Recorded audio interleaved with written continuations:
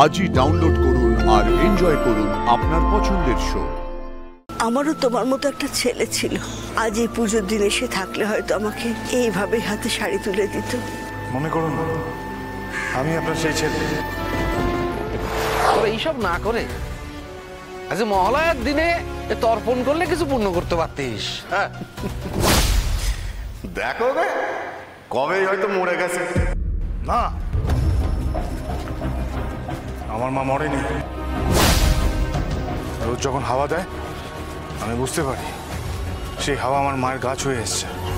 যখন সূর্য ওঠে তখন তার কিরণ যেমন আমার গায়ে পড়ে তেমন মায়ের গায়েও পড়ে, সেটা আমি বুঝতে পারি, এটা আমি অনুভব করি।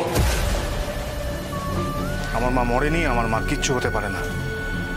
আমার মা আমার কাছেই আছে।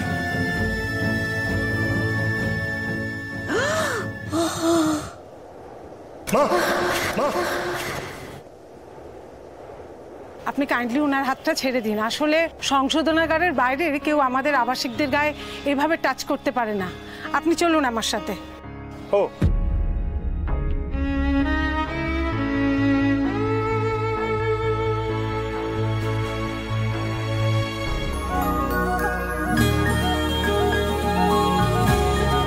কি, আমার ছোট্ট মা যে শাড়িটা চেয়েছিল এটা তো সেটাই। আরে বাচ্চা মেয়ে সাত করে বলেছিল এটা তোমার মায়ের জন্যে, ওকেই তো দেবে ভেবেছিলাম। বলছি একটু তাড়াতাড়ি দাও, না শরীরটা ভালো নেই, শাড়িটা দিয়ে দাও ওনাকে। হ্যাঁ,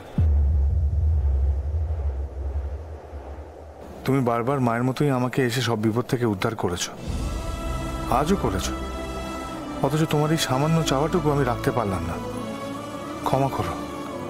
তখন আমি মা ডেকেছিলাম, এক মাকে দিতে না পারলেও ধরে নিলাম অন্য মাকে দিচ্ছে। রাগ করো না মা, রাগ করো না। কি হলো, দাও শাড়িটা। এটা দিলেই তো শেষ হয়ে যাবে, দিয়ে দাও শাড়িটা। হ্যাঁ দিচ্ছি,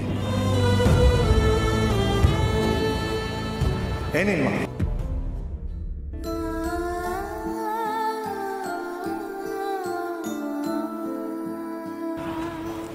নমস্কার।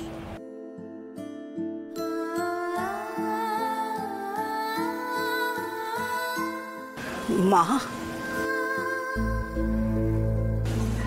এই ডাকটা কতদিন শুনিনি বাবা। জানো বাবা,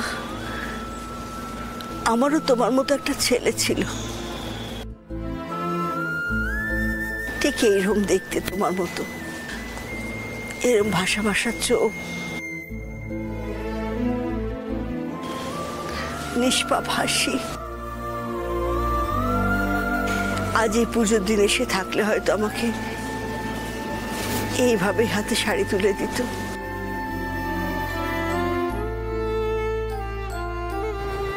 মনে করুন আমি আপনার সেই ছেলে। আমি আপনাকে শাড়ি দিচ্ছি। বেঁচে থাকো বাবা, বেঁচে থাকো, খুব বড় হোক, তোমার ভালো হোক বাবা।